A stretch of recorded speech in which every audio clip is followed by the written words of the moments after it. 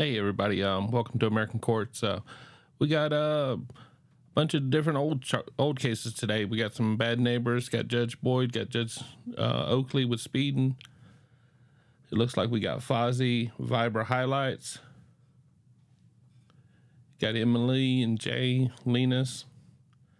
Hey Carol, how are you doing? All the way from Pittsburgh. Well, we got a little bit of rain in Florida. We're gonna try to send it up your way, Carol. All right, we're gonna start off with some bad neighbors. I believe it's up in Thurston County. And can both of you hear me okay? And Yeah. Yes. Ms. Gowan, Yes, sir.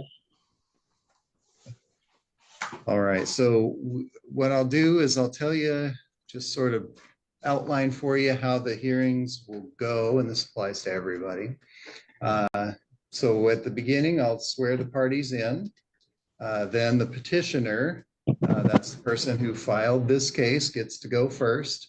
They can tell me their side of it, why it is you think that you should have an anti-harassment order. After the petitioner's done that, then it'll be the respondent's turn. Same thing. You'll tell me why it is you don't think there should be an order, or respond to any of the allegations against you. Keep in mind that everything that you have filed in this case, including the statements you made on the petition and any other supporting evidence that you filed in this case, is already part of the record of the case, and I'm already familiar with it.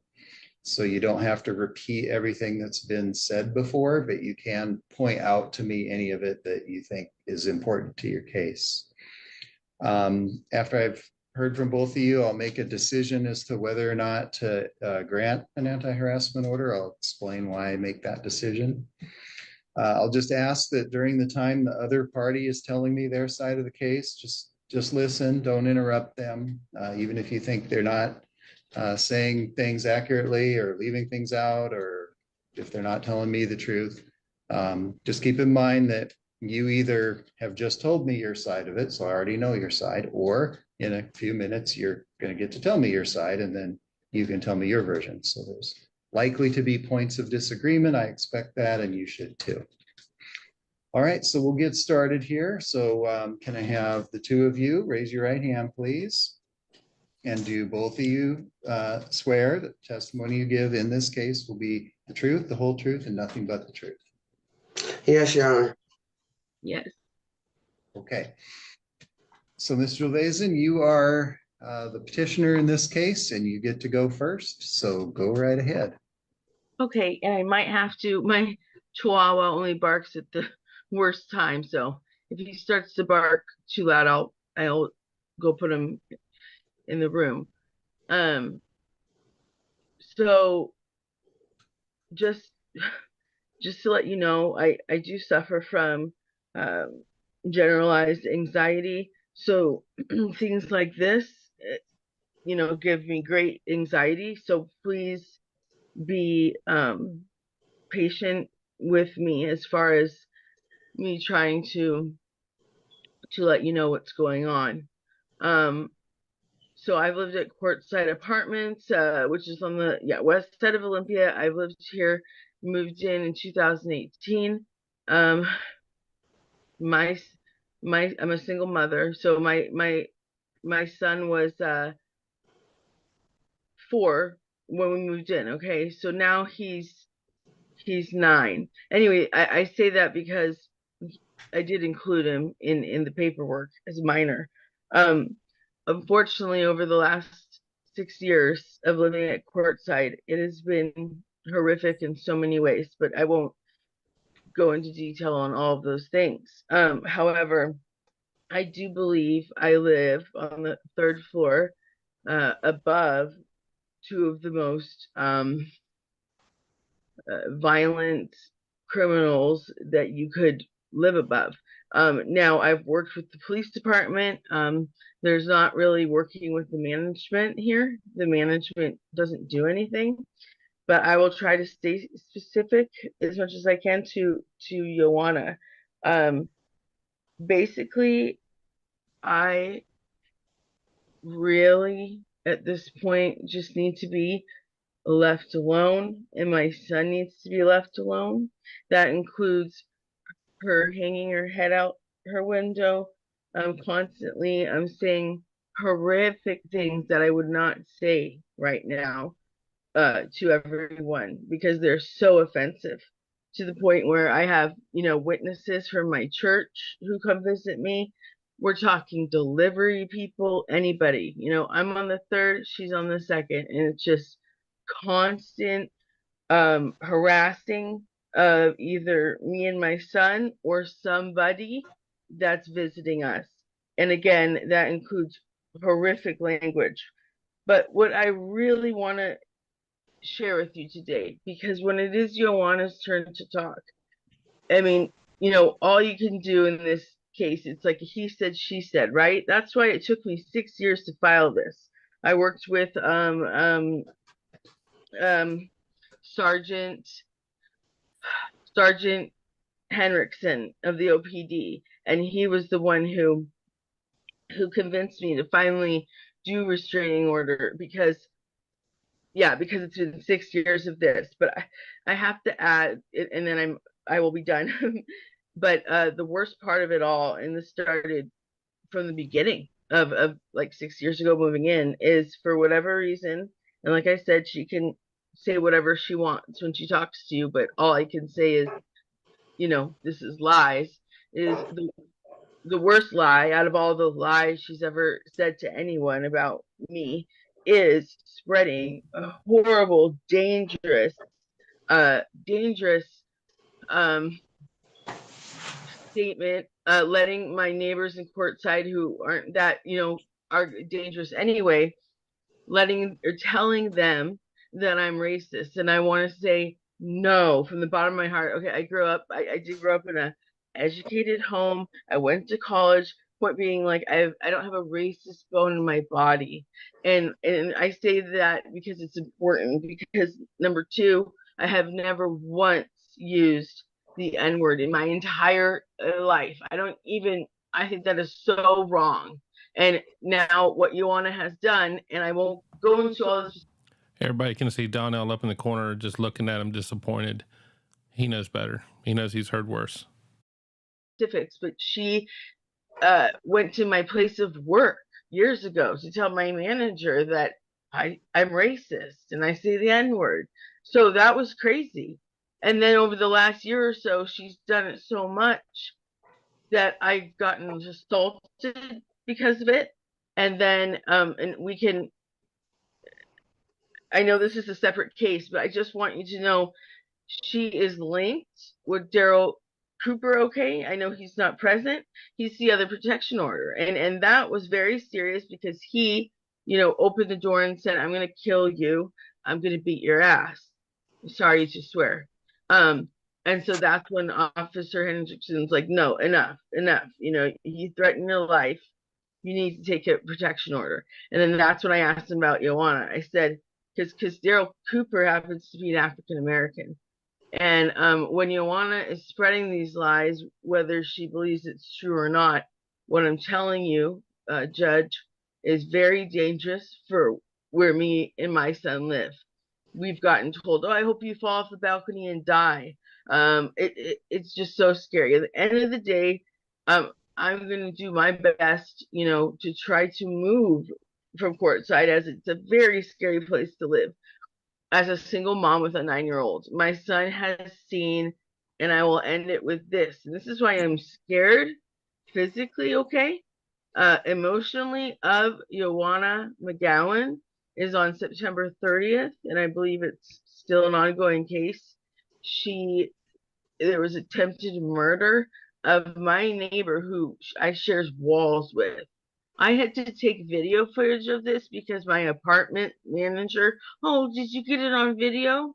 Anyway, I have PTSD from what I saw that night. She basically almost bludgeoned this man to death. And I have, footage. The cops were working with me. Anyway, it was horrific. But the worst part is that my son had to witness it.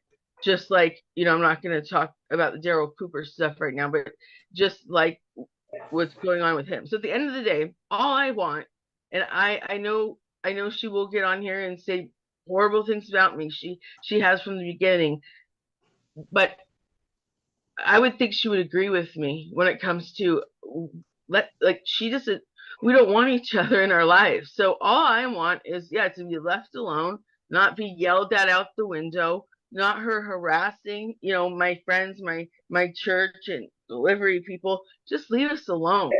And especially, I'll say, please, and please do not talk to my child. That's my child. And he's scared of this woman. So all I can say is I have gone back and forth with how I've been treated. So meaning sometimes I'm like, oh, should I, yell back and engage? I don't think that's a good idea.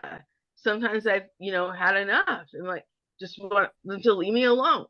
But for the most part, I try to just ignore. And then it just continues to happen. So anyway, I do think she is a dangerous person, and I really think the protection order will be necessary. And Officer Henriksen said, yes, she could get mad or something, but at the end of the day, it protects you, because if and when she does harass you verbally, then there's something there, right, on file that I can call and say, this is what happened.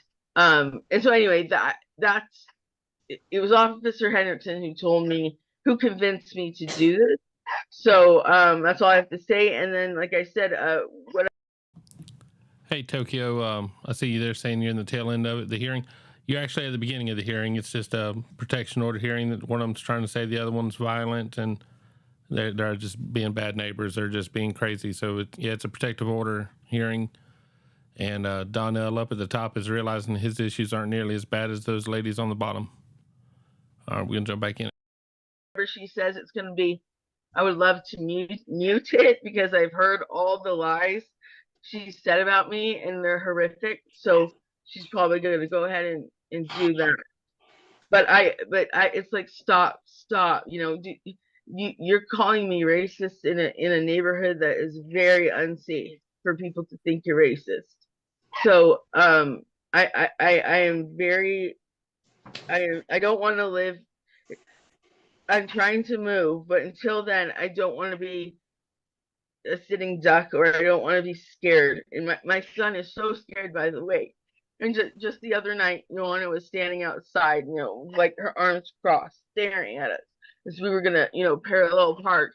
And my son's like shaking, crying, "Mom, mom, mom, can you please park somewhere else? Mom, mom, mom, can we please go somewhere else until she goes away?"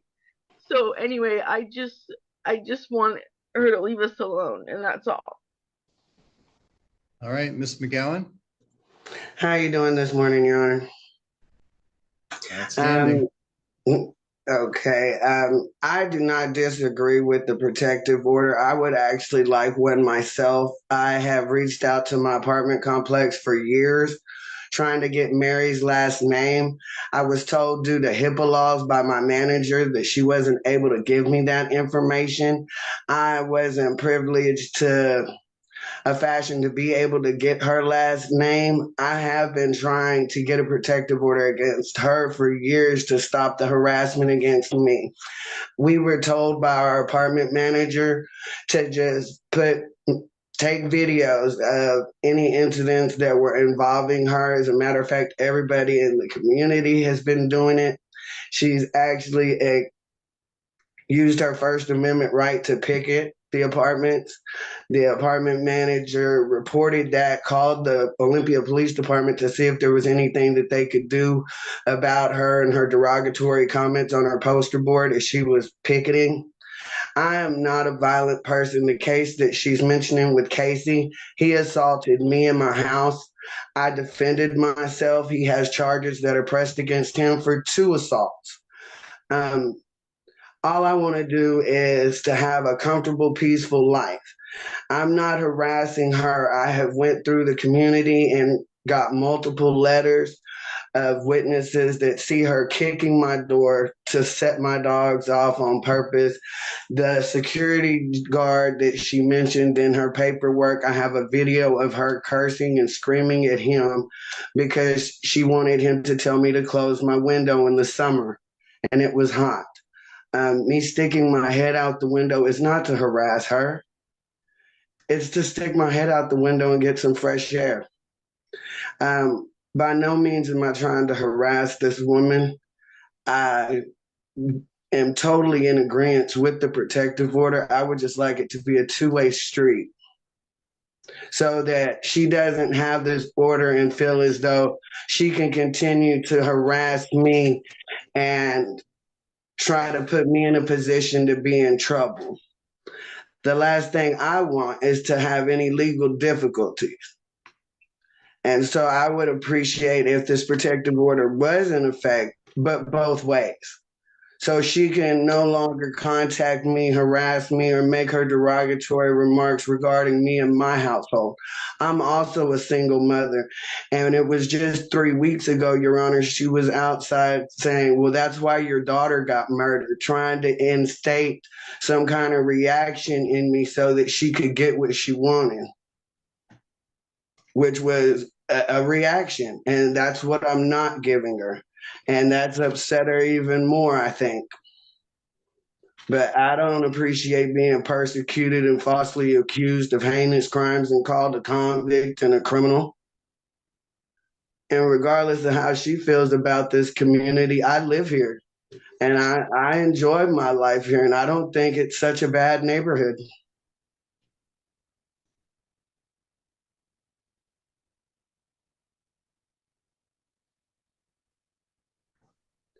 And if need be, Your Honor, I do have these letters and video evidence that I could bring to the court. I was wanting to come to the courthouse today for this hearing, but I saw in the paperwork it said I just needed to do the Zoom.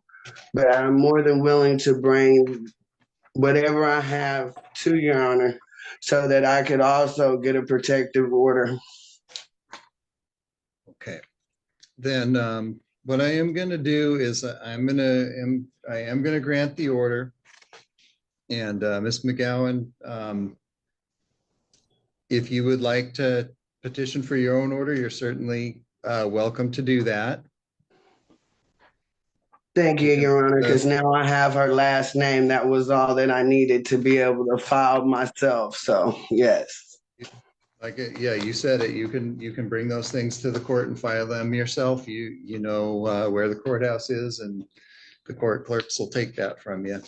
But for now, I'm going to issue the order that Ms. Jolvazen's requested, and that is just going to extend for the next year until March 25th of 2025. It's the same terms and conditions as the original order. Okay, and Your Honor, I just have one favor to ask, please, sir. Could you let her know that this order does not give her permission to harass me? Okay, well, I think she just heard you. Okay, that's what I really wanted her to know. This protection order works two ways. I want it, but that doesn't allow you to harass me or to try to put me in a position to get in trouble, because you can't speak to me either. That means you can't be within 100 feet of me either. Miss McGowan, I think you probably need to save that for your own case. Yes. So that'll conclude your case for today, Ms. McGowan. Okay, thank you, Your Honor. You're welcome. And then And is there a time limit? What's that? Is there a time limit for me to get my stuff together? Okay. You can do that. You can do that anytime you want. The courthouse is open every day. Okay. All right. And then Ms. Jolvazen, if you're still here. Yes, I am. Okay. Just extending the since he was served and has not appeared. And sorry, you cut out real quick. Are you talking about Daryl? Yeah, that's right. Okay. There's a there's proof of service here and he hasn't responded to that, so I'm going to extend the order that was previously issued for a year. Awesome. Thank you very much. I really appreciate it.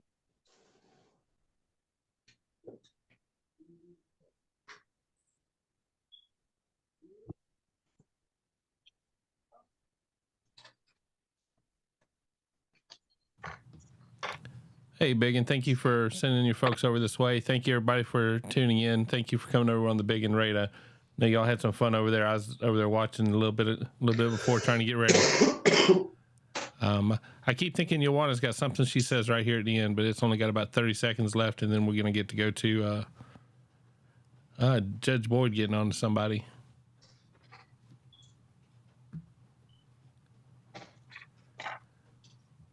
Okay, thank you both. Thank you. Thank you, Your Honor. Okay. Are we Next. allowed to leave now? Yeah, you're good to go. Okay, thank you. Right in the middle. All right. Mr. Courtney, Yes, ma'am. hi, how are you doing? I'm doing all right. All right, so we have some issues with you, right? When you are asked to be brought over from the jail, you need to come over because let me just tell you what's going to happen. Whether you want to come over or not, this hearing will happen for this case. Now, I've been a defense attorney, I've been a prosecutor. I've seen people brought over, strapped down, like from Silence of the Lambs. You understand that? I once had a client, they brought him in strapped down. I once had a client who didn't want to come out. And I was like, is this really where we want to pick our battles? You understand? So when you're being ordered by the court to come to court because your case is pending and it's set, you need to show up. Otherwise, I'm going to sign an order because there are certain hearings that you need to be present for. And you know what's going to happen? The deputy's going to bring you in strapped down to a board. And how will that look? Not good. So if there's ever an issue, and I always tell people, if you're having an issue, let us know. We'll see if we can solve it. Sometimes we can't solve it. You understand? So I don't want to hear about you not coming from the jail again and me having to sign an order, having the deputies to force you to come out, because that makes for a bad morning for them. And it's definitely going to be a bad morning for you. You understand? I did have a cold. Well, no, I mean, here's the thing. No, it wasn't you telling them, hey, I have a cold. I don't want to infect anybody. It was you saying, I'm not coming over. And we had that situation twice. And so this last time I signed an order and I said, bring him over. And they said, okay, we'll bring him over by force if necessary. So let's not do that. You understand? Defense, have you had a chance to speak with him about this motion? I'm still waiting on the prosecutor. We spoke with him. He's willing to take some treatment. They recommend it. Sorry, I was spoken with probation a little bit about this, I don't think he can go to the treatment because the open case is out of county. He's telling me that those cases have been taken care of. All right, so this is what we're going to do. We're going to recall this for in 2 weeks. And counsel, if you can check to make sure that those cases are no longer open. Now, whether or not I give you treatment, I don't know yet. I have to hear the motion to revoke, but I always keep an open mind on everything. And so I'm going to pretend and forget about the fact that you were going to be forced to be brought over. You understand? We're just going to chalk that up to a misunderstanding. So if we can recall this in 2 weeks, please. March 6th, Judge. All right, so we're going to come back on March 6th. And your attorney is going to check into, and the state, if you could too, check into the out of county matters. And the reason why is because if you have something that's pending out of county, that limits the things that I can do on your case. You understand? All right. Do you have any questions about anything? All right. Hopefully you get over your cold. Thank you. All right. You're welcome. Oh, March. Yes.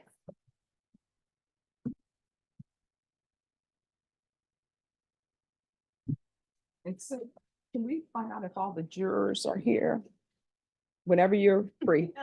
All right. Are we ready on Michael Alvarez? Vince is ready.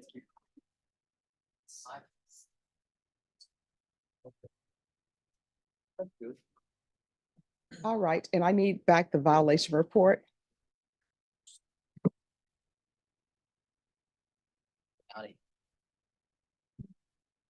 All right, court is going to call CM numbers 096,043 and 096,042, State of Texas versus Michael Overitis.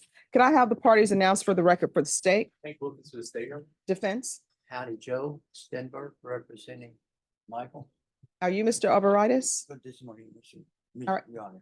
Is that you? Yes, ma'am. All right. Good question. Okay. So we have some issues here. And the issues are that you are making unauthorized stops. Do you understand that when you're on GPS, and I'm not going to put you under oath yet, but do you understand what GPS is? Yes. All right, so what that means is you are not allowed to move about however you choose to move about. You understand? Now proper something. Yes. He had stepped on a nail that morning and he had called the GPS. Nobody answered, so he left a message that he was concerned about tetanus and he was going to go to the Mission Trail, which is a city base. So he started out going there, then he realized he did not have much gas, so he stopped at his aunt's house. But she was not there. She was not there. She was not. All right, there. no. Here's the thing. If he's going to answer your question, counsel, he needs to be placed under oath. What I'm telling you, sir, is you are on GPS. What that means is you just can't go wherever you want to go. If there's a medical issue, you need to pick, here's the thing. If there's a medical issue, you need to pick up the phone, call your pretrial services officer and say, I have a medical issue. I'm going to the doctor or I'm going to the emergency room. And guess what? When you call them, if they don't respond, your vehicle had better show that it's not making these extra stops and that you are going to the hospital or going to the ER. Do you understand? So, Let's take a look at speed, Judge. sure.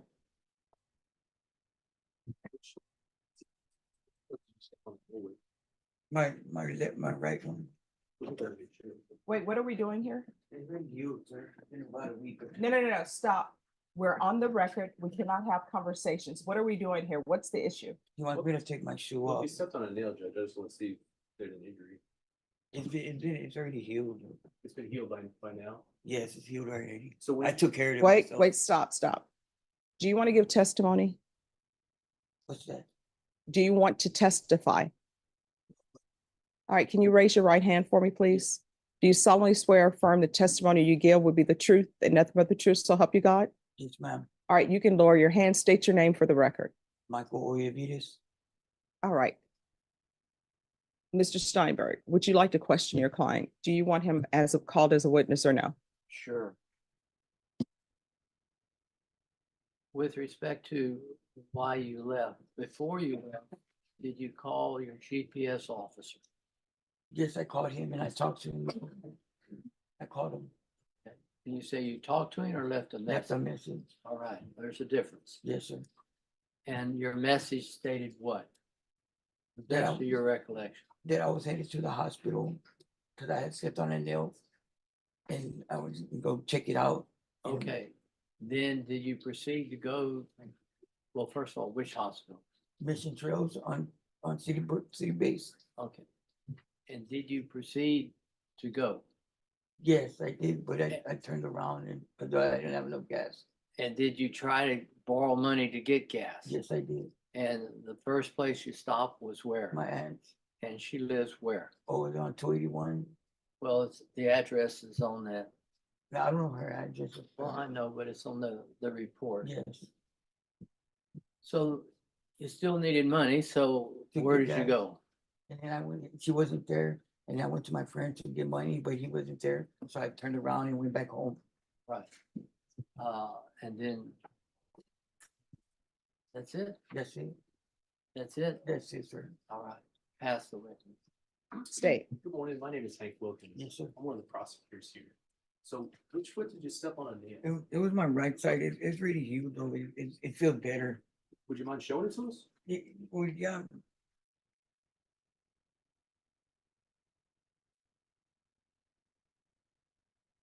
it's like right here.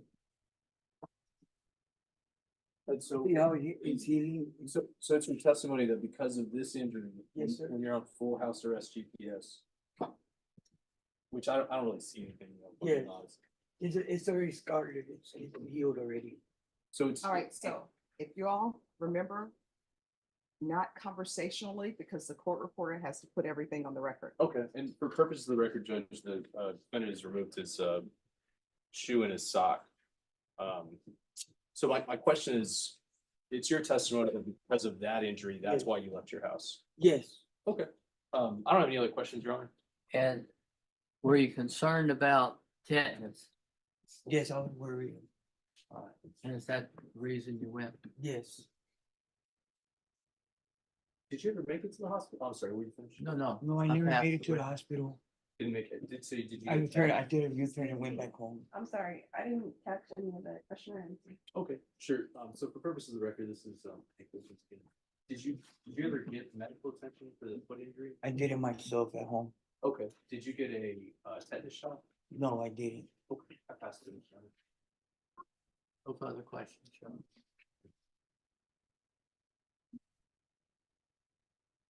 All right, the court will hear argument. Well, like. What should I do with regards to the fact Yes. the that fact- he is on full GPS? And he's been on full GPS since March the 22nd of 2022. And I think on this particular case, considering a lot of people are just told you step on a puncture, if you get a puncture wound, you go to the hospital because you're concerned about tetanus and lockjaw. And he said he did call. Michael said he left a message about where he was going and why he was going. And he did not deviate very much from point A to point B, his home to the hospital. He was just trying to get gas money to get there. And he realized he didn't have enough gas, so he turned around and went back. Okay, all right, State, what are you requesting? Your Honor, we don't think GPS is working. We asked that his bail be revoked. This is the second violation report for the same thing, Your Honor. This doesn't seem to be working. I don't find it particularly credible that he had a foot injury. If he did have a foot injury, he never made it to seek medical attention. He went to 2 different locations. To get money. One was Joanne's house. One was second location where he was there for 20 minutes, which if he's very concerned about this foot injury, I just don't find the story very credible, Your Honor. So that's what we're asking.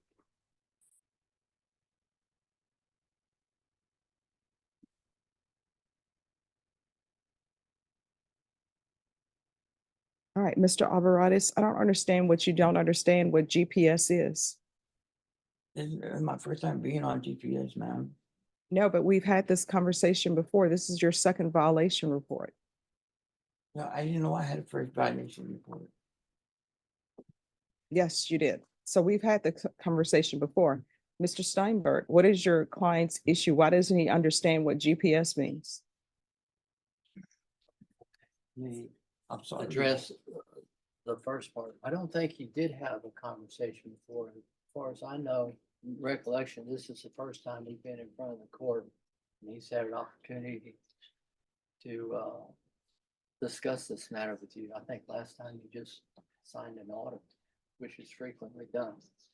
But with respect to GPS, he understands now, absolutely, without a doubt, and he understood before, and that's why he called.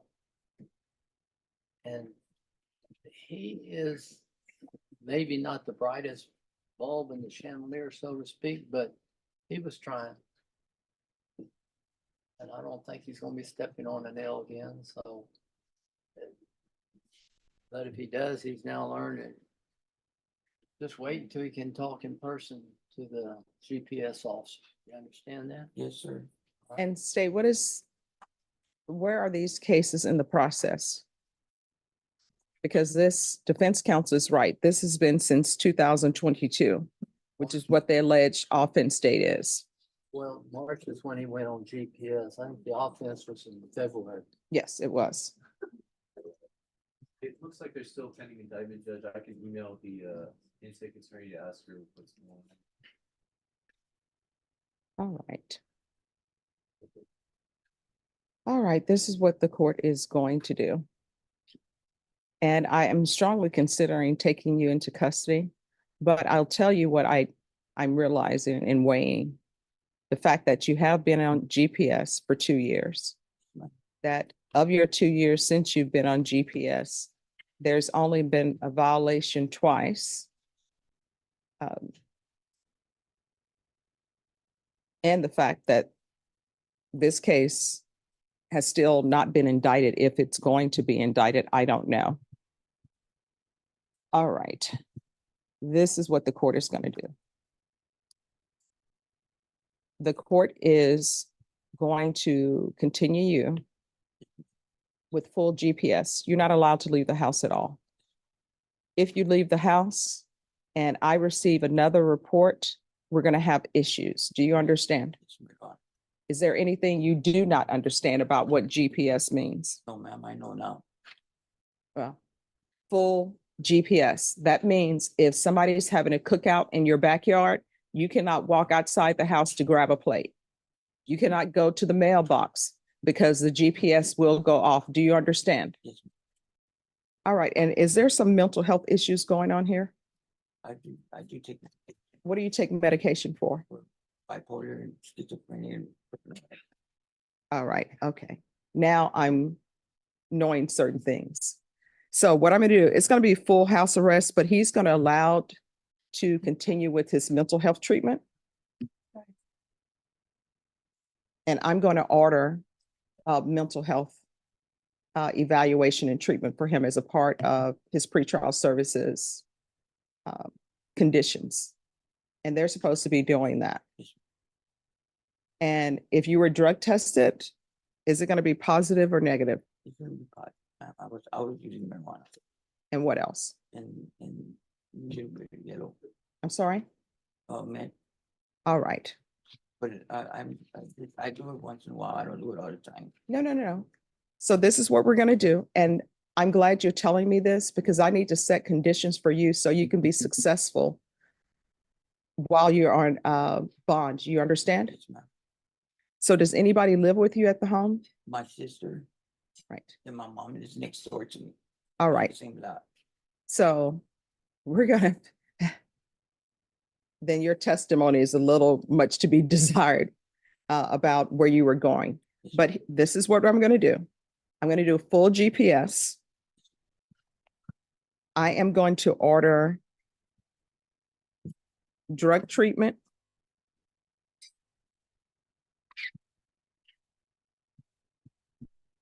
Waive fees. And I'm going to order a mental health evaluation. With a referral to the Center for Healthcare Services.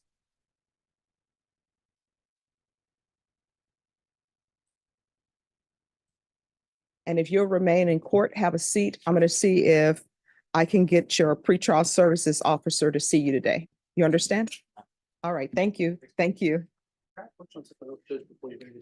Sure. 2 missing? We're waiting for 2 jurors. Can I approach? Just 1 moment. Pretrial services officer and see if they can Zoom in. Yes, and the Zoom number is there. I see everybody there talking about how they couldn't do it, how they couldn't stay in their house and all that. It is simple. Don't get yourself caught up in that mess. You know, what did he do to begin with that got him put in a situation where he couldn't go outside his house? When he does go outside his house, he causes trouble, so they got to keep him in. But thank you everybody for coming out and watching. If there's some noise in the background, we got that little storm coming through. I live in Florida, so that storm's trying to come through. It's not bad. It's just a lot of rain. But thank you everybody for coming out, and we're gonna go on, and we got a speeding ticket next. If I remember right, it's it may be a Brayley or Norbeck speeding. I can't remember right now. Let's run this through. Yep, exactly, Tokyo. Don't do crime. Don't do crime, or else you get to stay at the house. Yes. I think that hearing tomorrow, Judge, on Days and Neighbors, there's a offense and investment trying to track down something. So we served the manager of Best Western yesterday. I didn't, so he's supposed to come tomorrow. Okay. I emailed Suzanne Kramer and asked her if she had any objection to the peer review sooner. She said, I don't have any objection to that, but I would like to peer review sooner also. Sure, Like, that's get fine. closer in the peer review. Yes. Okay, I'll email them both. Okay, I didn't bring it up with the CXL file. All right, thank you. And counsel, yes. It's my understanding has been that full house arrest meant you could go out and feed your dog in the yard. No, you know what I, Stay inside the house. yes, you know what I've learned? If you leave the confines of the home, the GPS is going to alert that you're outside the house. Yeah. Well, it's used to me. Yes. So I'm going to have your client remain here. I'm going to have the pretrial services zoom in so they can connect. Thank you very much. Alyssa Morales. Hello, Good afternoon, Ms. Morales. How are you today? good afternoon. I'm well. How are you? Great, thank you. Let's see. Speeding ticket, 89 in the 60, and a expired registration. So checking your history here. You did a deferral 5 years ago, so you are not eligible to do a deferral on this. So let's first talk about the registration. Has that been solved? Yes, and I did have registration that was valid at the time. I did send an email in with the old registration, my current registration, and then a photo of my tabs as well on the back of my car, just to show that I currently have them and I did have them at the time as well. Okay, let me see what the officer said in here.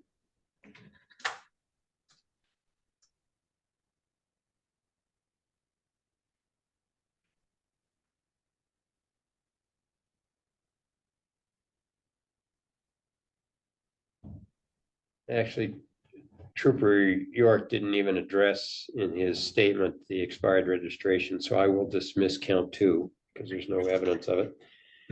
Okay, and then on the speeding ticket, if you'll raise your right hand for me, please. Swear the testimony in this case to be the truth, whole truth, and nothing but the truth.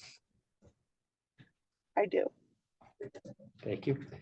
And did you read Trooper York's statement? I did. Okay, let me take a moment and read it, and then I'll hear from you. Of course.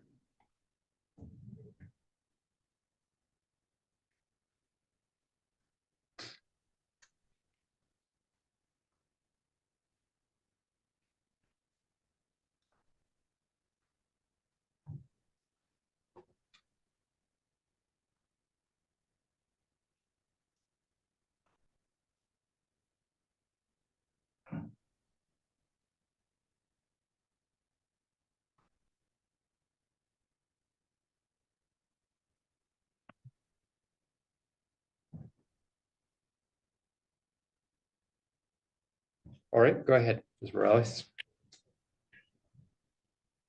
Yes. So I guess I should start by just saying that the night of the incident, I was commuting home from work. I have worked for the last 7 years at Red Robin. I've worked in every location really from Olympia to Woodinville and every location in between. At the time of the incident, I was working at Federal Way, but I do live here in Lacey, Washington. I did around my commute notice that around like Puyallup area, there was a vehicle that was very, very close to me. I drive a Corolla hatchback. And so oftentimes when I can see lights very, very close behind me, I know that the vehicle behind me is very close. And as a person who has been in a multiple vehicle accident. I know, especially late at night, the risk of intoxicated drivers, especially around like the casinos that I go by, is high. And so when I noticed somebody so close to me, I was in the far left lane. I will admittedly, at this time, I was going about 74. So I was speeding, but I had noticed this person again was very, very close behind me. And so I had gone into the right lane to let this person pass because I assumed that they were maybe frustrated with me for not going fast enough. When I had gone into the right lane, the middle lane rather, but into the lane right to me, this person had followed me into the right lane. And so I had again gone over a lane. This person had followed me then over to a right lane, back to the center lane, and then back to the left lane. And so at this point, I thought that I was potentially being followed by somebody who had road rage. And I had just been trying to make as much space between myself and this individual as possible, and hopefully trying to get them ahead of me, which at one point I did.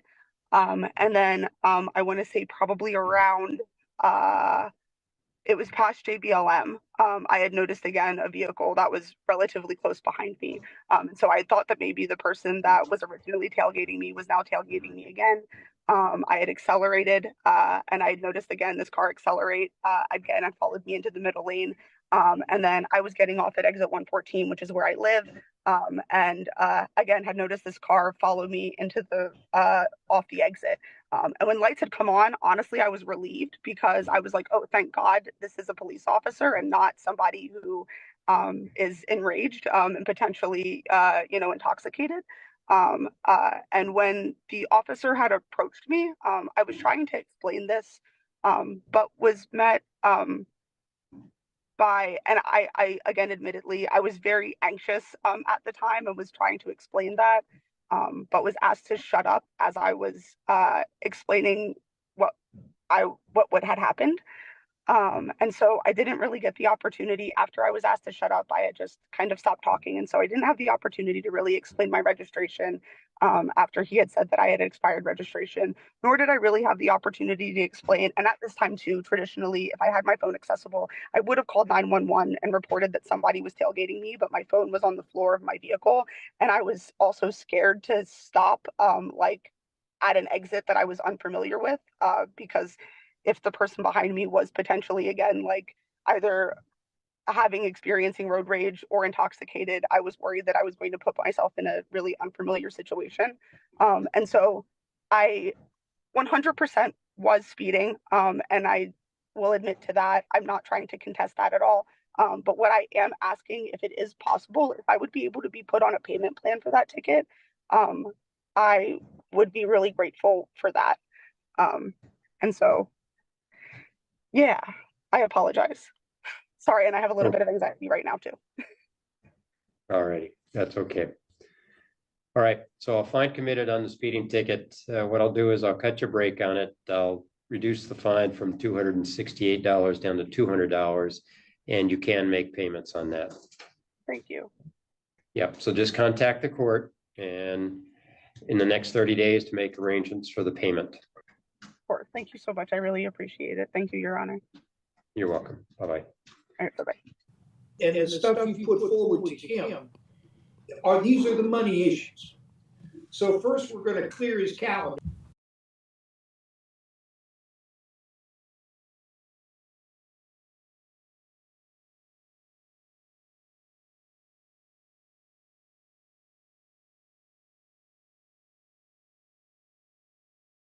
And then we're just talking about money. Okay, so it can and waive the costs or some of the stuff for some. Absolutely, we'll you and the judge will talk about money.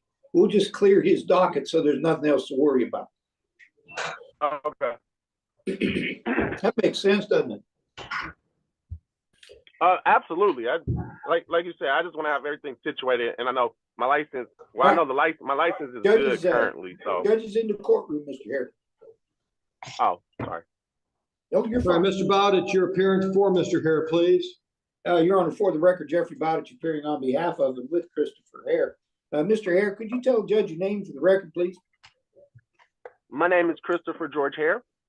Thank you, sir. Good morning. Your Honor, today's date time set for pretrial. We do have an executed plea agreement in which Mr. Hare would be pleading guilty to the charge of no operator's license on person. Any other pending matters would be dismissed.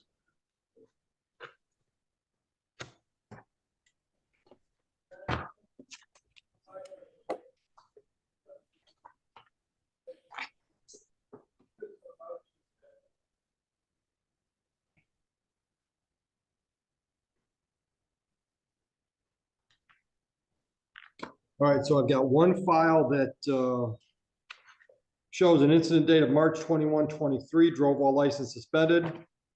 Mr. Hare, I understand that you've talked to Mr. Bowdish today. You've gone over your rights and options. Is that correct? Correct. You understand those rights and the options they give you? Yes, I believe so. All right. No valid operator's license on person. You understand the possible penalty for that charge? I believe so, yes. And understanding that, are you pleading guilty to the charge freely and voluntarily today? Yes. Did you drive a vehicle in Huron Township on March 21, 23? Yeah, yes, I was driving the vehicle with my license and driver's privileges stuff. All right. You were suspended at that time? No, I had driving privileges. So if that makes sense. Mr. Bowdish, do you need a breakout room? Yes, Your Honor. My apologies, Your Honor.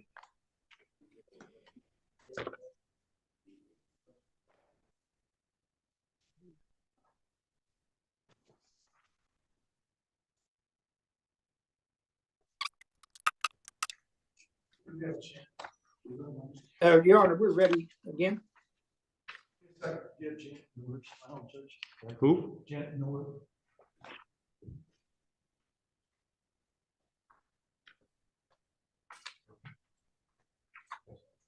Go ahead, Mr. Bowditch. Your Honor, once again, Mr.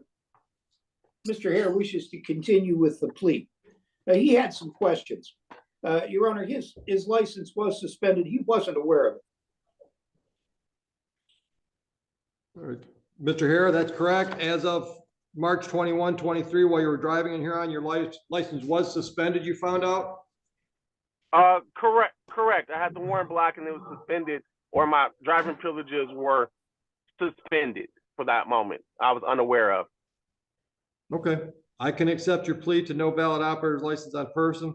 I will dismiss the drove while license suspended charge. What should I consider before I sentence Mr. Bowditch? Well, Your Honor, I believe Mr. Hare has some comments about fines and costs. I think he had put forward to the court some sort of motion. I wasn't involved in that. Something about some old suspended tickets. Okay, well, we can talk about those in a minute. Is there anything you want me to consider, Mr. Hare, before I sentence you on this file? Yes, I would just ask that you consider that I was underneath the impression that I was driving legally and within the rights I was granted please. by. Not you, Mr. Hare. Oh, go ahead. Okay. I would say that I would hope that you would consider that I did believe I was driving within the limits I was given or granted by the court for my driving privileges. I was unaware of a warrant block that was issued due to I believe it was issued due to because I hadn't paid off a fine or something, which I was unaware. I've been unemployed, laid off for a while, so money has been an issue with some of the with me currently. I've not submitted paperwork to the courts to validate that and to show that, and hope that you would take that in consideration with this sentencing and everything along that nature as funds are low. Okay, are you working now, sir? No, I'm currently laid off. I work for Jeep. We're currently laid off right now, so I'm getting unemployment is roughly around $300 a week is what they give me. I have 2 daughters that I provide for solely, as well as for me. So roughly $1,200, and I have to pay all my bills and everything based off of that until either I find new employment or they tell us we can come back to work. Okay, I missed, who are you working for? Who are you laid off with? I'm laid off from Jeep, Stellantis, is automotive industry. Jeep. How So long Chrysler, have you been laid off? Chrysler. The layoff order came off January 22nd. So yeah, about over a month now, roughly about a month now, I've been laid off. They have brought us back. We initially were laid off, and we initially went on strike. When we came back from strike, we got laid off in December. We came back part-time. They laid us back off. So it's just going back and forth. They're trying to get the production schedule, everything like that, still put together. But as of right now, I am not working full-time or anything like that, in unemployment, which is the 300 a week. Okay. All right, so throughout 2021, you were working? 2000, no. 2000, I was working. 2000, I was working. I ended up leaving on a deployment when I came back in 2021. I got back from my deployment in 2021. I was not working. Then I ended up starting working at Jeep after I got back from deployment because my previous employer, I no longer was working for them, which was a hotel. Which branch were you with? The Army. And when were you deployed? What dates? I was deployed. I got back from deployment. It was in February of 21. I got back in February of 21, and we had left in, I believe it was May of 2020. I believe I can get the orders to shoot to the court if the court needs the copy of the deployment order. Okay. All right. I'm going to switch gears to some other files then. If you were deployed from May 20 till February 21, how'd you pick up tickets on October 22nd, 20 in Huron Township? October 22nd, only thing I can think of is a leave that I had in the middle. We did get like an 8-day leave, but I'm unsure exactly the dates. I can send, like I said, I can send the actual deployment order paperwork over to the court. Well, that's all right. If you say you were home on leave, that works. Okay. Anything else on the March 21, 23 file before I sentence?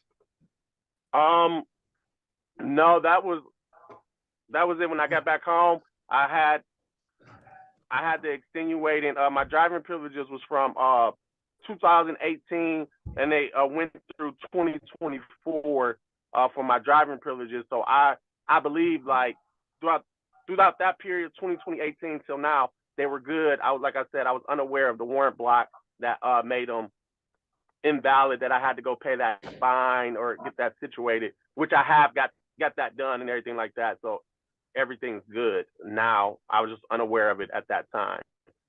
Your license has been reinstated by Secretary of State, you mean?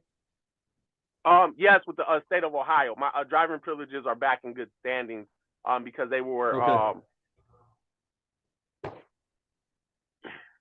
Okay, I got you. Anything else on this file? Nope, that'll be all, Your Honor. Okay, on this file, fines and costs total $600. That includes a $50 show cause and a $50 warrant fee. No problem at all. We can set up a payment plan that fits your financial scheme. You've also got, as I alluded to, 3 files from October 22, 2020.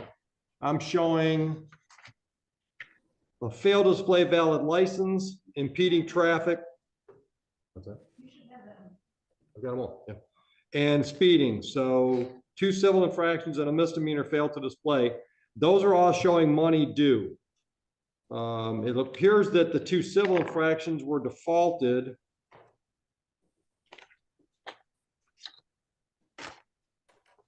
Was there actually a plea on the no valid operator's license person at some point, sir?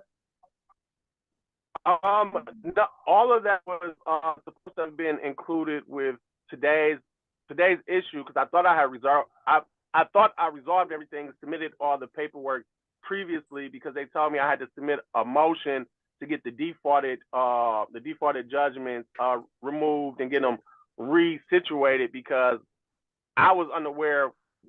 It doesn't work the same way in Ohio. I'm from Ohio, and up there I was unaware that that's how it went, that it got defaulted. I thought when you did a continuance, everything got continued, but the only thing got continued was.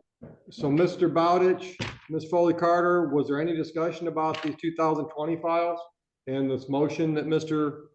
Harris filed? No, Your Honor, I wasn't involved in the motion. I apologize. My intention was for me to plead to the 2020 failed to display and dismiss the 2023 DWLS. I know that Mr. Hare is under the impression that he has driving privileges, but according to the Ohio BMV as of today, he's suspended, which expires in November 14th of 2024, because he owes a total of $1,475 in reinstatement and processing fees. In addition, I know that there's 2 defaults that he had filed a motion. We filed our response. We've been here on this matter dozen times at least. Mr. Hare sometimes shows, sometimes doesn't, which is why these defaults have been in place, especially 2020 defaults. I know that he said that he contacted the court, but he did so 6 months later. He's had plenty of opportunities to show up, and he just has failed to, which is why those 2 cases defaulted. All right, so roll the clock back, Mr. Hare.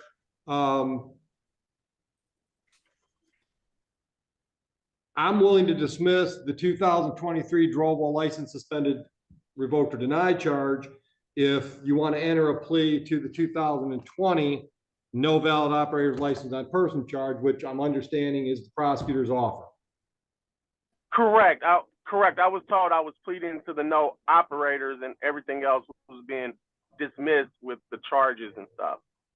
Everything's not going to be dismissed. I'm not dismissing the civil infractions that have been in default for a number of years now. I'm willing to dismiss the 2023 misdemeanor. I'm willing to set you up with a payment plan on the 2 civil infractions, and whatever I sentence you on the 2020 misdemeanor. Payment plan is fine, but I'm not going to roll the clock back on those civil infractions. On the civil infraction. Okay, so just to make sure I am understanding it correctly, where I'm going to plead to the guilty on the 20, and the 23 stuff will be dismissed, and I'll do the payment plan for the 2020 stuff. Okay. Correct. Okay, that works. Correct. I just want to make sure I'm understanding everything. All right. So let me get my factual basis. On October 22, 2020, you were driving in Huron Township, correct? Correct. Okay. And at that time, did you have a valid license on your person to show the officer that stopped you? I had driving privileges, and they may have been suspended, I believe. But I had driving privileges. If they were suspended, would you agree with me that if your license was was suspended, it was not valid at that time? Correct. Yes, all right. Your Honor. This is satisfied, Your Honor. All right, I'll accept your plea to the no valid operator's license from 2020. I'll dismiss outright the case from 2023. The total fines and costs on the 2020 misdemeanor, $500, and the 2 civil infractions are showing right now carrying a balance of $375 and $264. So give me a minute, I'll run some math for you.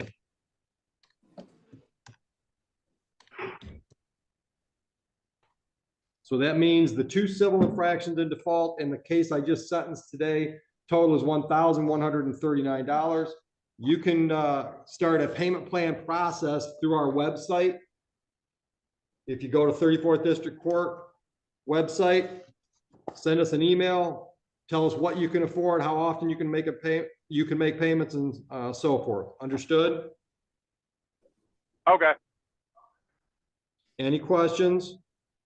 I guess the only question would be, is there a specific length of time that I can do the payment plan, or I just pay it until it's done? ASAP. ASAP. Okay. So as soon as you can clear it up, we want it cleared up. but I don't know your finances, so I'm assuming you're gonna be a responsible adult and do the best you can for us. Correct. Okay? Good luck. Hey everybody, we're going to try again at that talking thing. I think Judge Oakley sees what he wants to see and doesn't see what he doesn't want to see. I don't think anything gets past him. Like someone had mentioned, Willow had mentioned that Caitlin ain't happy. She's done giving up on him. She's seen him play this game so many times. His own lawyer, you know, the public defender can only do what they can do. They can't make people smarter. But thank you everybody for the comments, and we're going to go on to the next one. We've got two more left. Got a bond violation, and somebody thought that the seatbelt law was a Facebook scam, and so I got a feeling this guy here is not going to pay any money, so he'll be back in court. He'll be back there. Thank you. Thank you, Your Honor. This case is People versus Maurice Jones.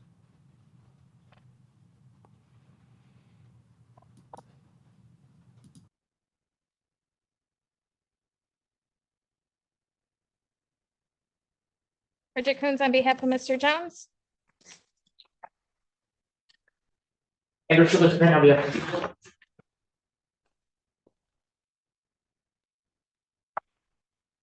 Maurice Jones. What are we doing? Gunner, we'd like to set this one for a preliminary examination. You see the bond violation report? I do. So I did have the opportunity to talk to Mr. Jones about this. He does have his medical marijuana card. Okay, does he have a medical cocaine card? He does not. Whenever I spoke to him about it, he did inform me that he is retesting for those. Based on he is retesting for the March 11th or sending it into the labs. Whenever we discussed it, he explained to me that he did have another test done. His test came back negative. Okay, a 12 panel. His test came back negative, but the Lenawee County came back positive. So he is disputing that. His test came back Negative. which test? From my understanding, it's the March 11th, correct? And then did you also do that for the January 31st? Yes. Yes. Well, the previous ones that I violated on, I was. Okay, before you go on, okay, I'll let you go and explain anything you want to explain. I don't have a problem with that. However,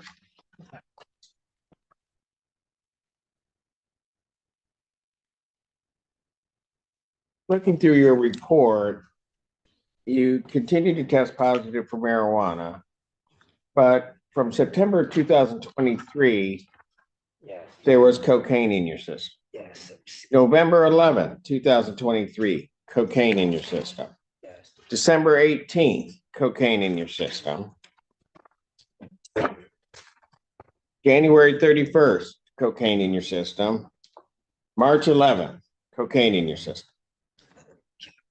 I'm only think about it. It's a cop where I'm testing that. Pardon? Where I'm testing that in Lenawee County. It's a cop with other matters I'm dealing with, and I'm going through a thing right now where they're setting me up. I started bringing my own panels to the place that I drop at.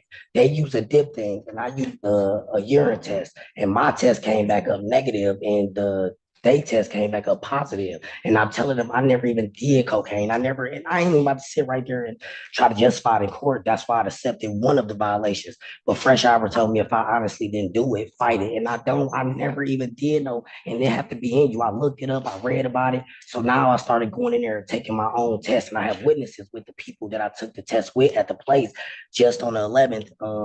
That mine showed negative. I just gave you all of the dates that you tested positive for cocaine. No, but I wasn't smart enough to, funds. I just gave you the dates that you tested positive for cocaine. You're telling me that all of those are negative. Or all of those are wrong? Yes, all of them. Every last one of them. And I won't sit right here and lie to the court. But I did accept. You want me to call over and get the levels of cocaine that were in your system? Because they have them. but I've never used in my entire life, ever.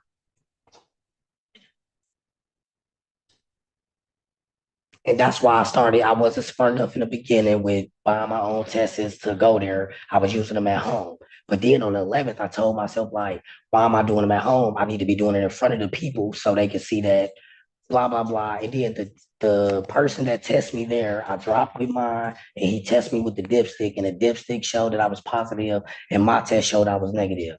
And he took a picture of it. I got photos of it. His name is Mike. And I never use, and I won't sit right here and lie to the course when I drop twice a week for the last, I don't miss a test. So why would I actively use cocaine once a month? I'm from Detroit. Why would I actually use cocaine once a month if I'm an active user? And then I'm going to every court day. I'm going to every schedule. I don't miss one. I'm saying I don't miss a drug test. You don't know Shakespeare, do you? No.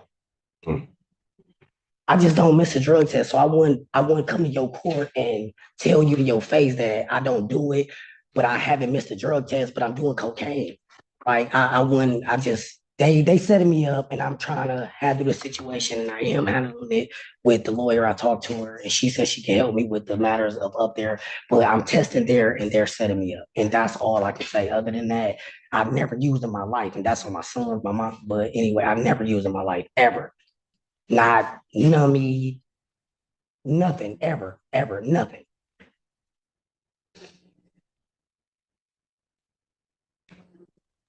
You done? And I ordered a swab, like, cause once you drop. Okay.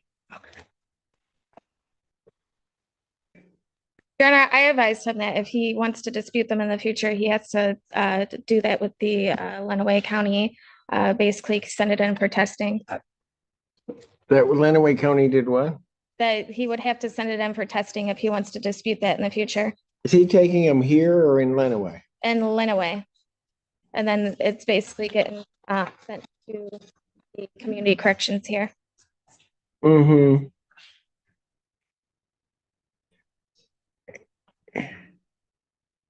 I don't know. I probably looked at what seems like probably 1 million of these. The odds of this happening are like nil. So when are they supposed to have the results of the test from the 11th? We received any information for that? No, you just told me I had a violation for it. Has he ordered a retesting of that sample? Have you, besides the original test? The one on the 11th? Yeah. Yeah, well, with the dude, Mike, the new dude. Yes, he took what? Yes, with the new dude, Mike. He took a picture of my tests and was supposed to send them in. And it cost $60. Yes.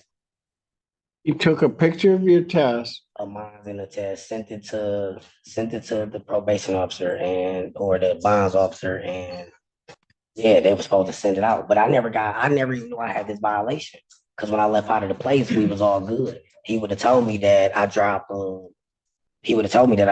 positive, and he never told me that. And I stayed there until all my tests is clear.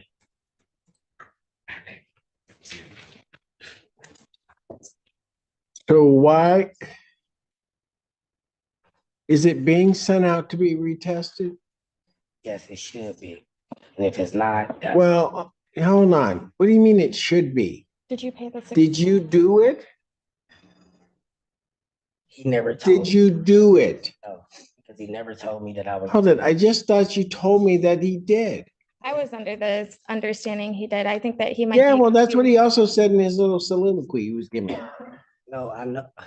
He told me I was good. He would handle it. If Darren said something, that he was going to handle it. So I ain't pressed the issue because I knew I was clean, and he seen it on the thing. So he told me I could win. You said when? He said young man. March 11th, you test positive for cocaine again. want to still be on my system now if I did it that early or some type of hair follicle blood.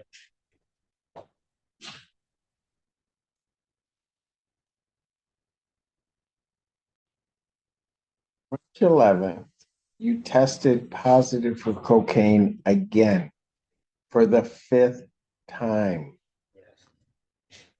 And all of them, I never did cocaine in my life. And it's hard based off the cases I'm dealing with, but I can't make you believe, but I won't come to court if I violated 5 times. Knowing this. You know what? You keep talking to me, and that's not gonna stop me from doing what I'm gonna do, but I'm gonna let you go on and get everything out.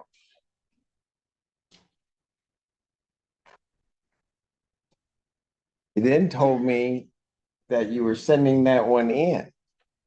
And now I find out you haven't even sent that test in. And then you're telling me that I didn't know that it was positive and that you didn't know about this. What you're telling me doesn't even make any sense.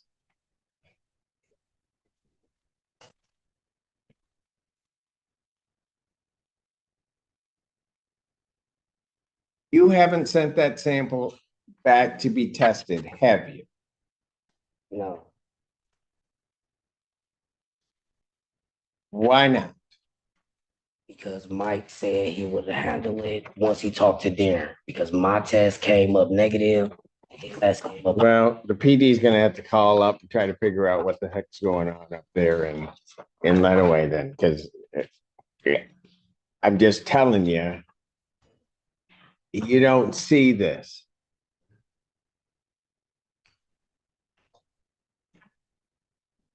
Can I ask you a question since you're the judge? Go ahead. I just want to know, how many active users have you seen drop 8 times a month and drop 30 once? I dropped 30 once since. How many active users have I seen do that? Yeah. Like, man, I've been on the bench almost 25 years. How many do you think? Like once. I assume they might drop it twice, 3 times.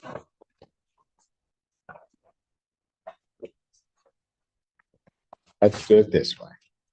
Because I think he's gonna have to learn to tell me the truth, because that's not the truth. This doesn't happen. And if you think you're gonna get up here and just kind of try to fast talk me into doing something, no. It doesn't work that way.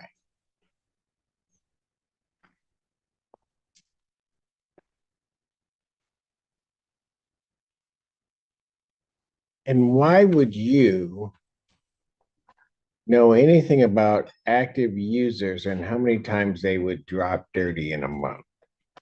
Only because I'd have been in the system.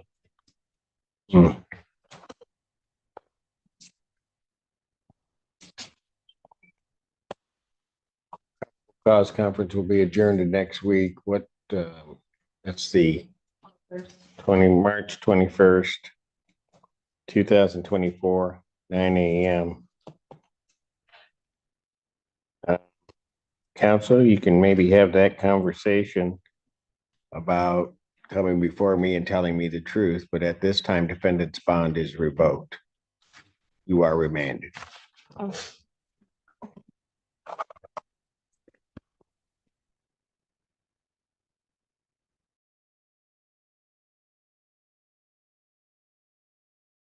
What I have here is a citation that charges that on or about February 16th of 2024 at East I-94 and South Harris Road, you did operate a motor vehicle while holding a mobile device, and that you were also in violation of a seatbelt law. So, do you understand those charges? Yes, yes. Say anything else except yes. Okay, at this point. Okay, thank you. And actually, can I have both of you state your names for the record, starting with the trooper? Yes, ma'am. Trooper Ryan Sass. Thank you. And ma'am, state your name for the record. Ariana Smith. Okay, thank you very much. So, Trooper Sass, before we get started, is there anything that you wanted to say? No, ma'am. I reviewed this morning. I don't believe that there are any considerations for this citation. Okay. Okay, thank you. So, Ms. Smith, your options this morning These are civil infractions, which is exactly what it sounds like. There is no criminal penalty involved with these, no jail time, no probation. Okay. So you can accept responsibility for each charge, which would basically result in you paying the tickets. You can accept responsibility with an explanation so that the court can take into consideration any mitigating factors and potentially lessen or eliminate the fines. Finally, you can deny responsibility, at which point we will proceed to an informal hearing.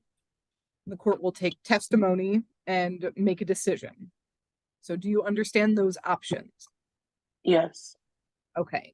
So in regards to the violation of the seatbelt law, what do you wish to do? I wish to accept responsibility. Okay.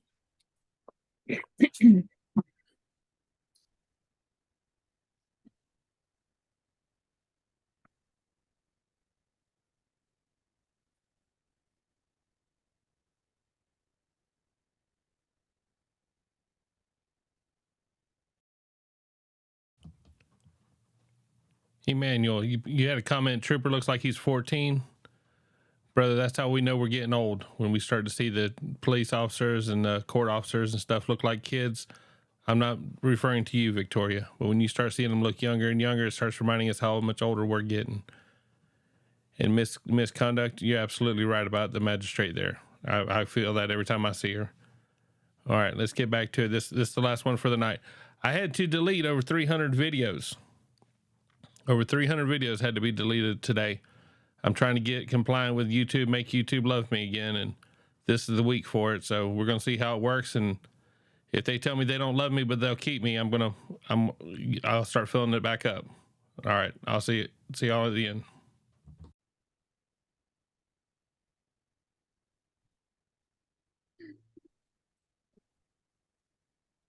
And in regards to the holding or using a mobile device while operating a motor vehicle, what do you wish to do? Accept responsibility with explanation, please. Okay. You may proceed with your explanation. When I was pulled over, I didn't know what I was pulled over for, and I didn't even know that this Michigan law had went into effect. I am a college student, freshly out. I don't have cable, so I didn't know that this law was even a thing. I saw it on Facebook, but I really thought it was just one of those made up things. So when he explained it to me, it didn't really click what law he was talking about. And then he automatically started saying I was on Snapchat and I was doing this, but on my phone records, and I have those I can share, it shows that I was not on Snapchat. Now, I did send an audio message, so that's the responsibility that I will take. But I was not aware this law was even a thing.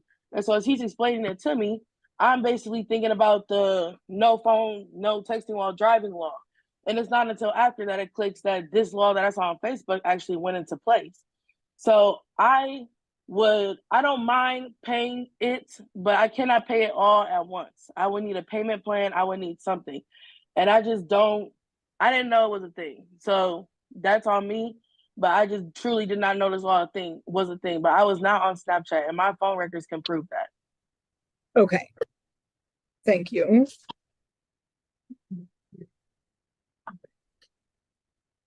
And Your Honor, if it pleases the court, I have a proposal. Regarding the seatbelt citation with money struggles and everything, I'd be willing to dismiss the seatbelt citation as long as the operating a mobile device is read in. Okay.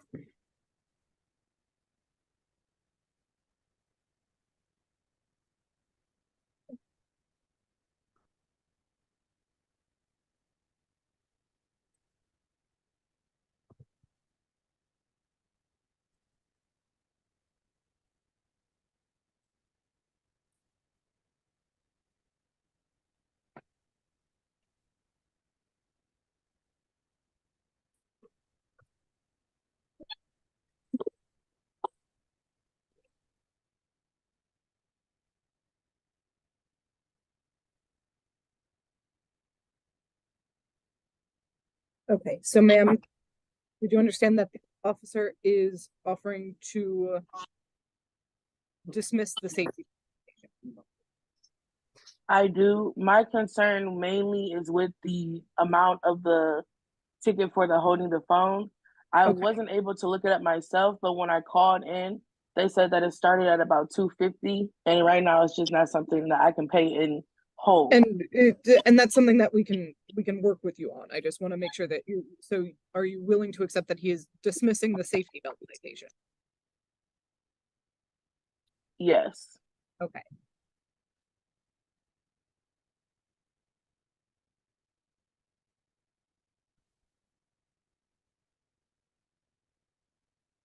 Okay. So, the court does accept your plea of responsible with explanation.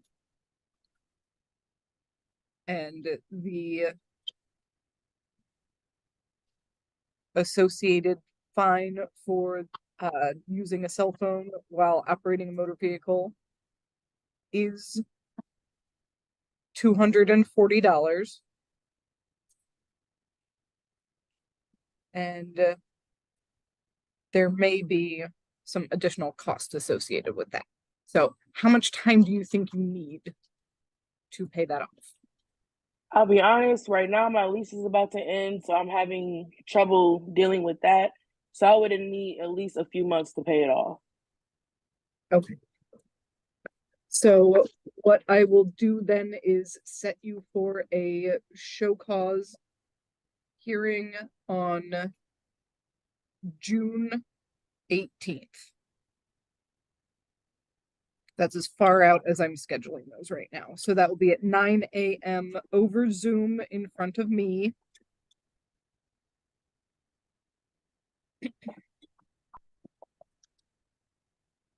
You said June what day? 18th.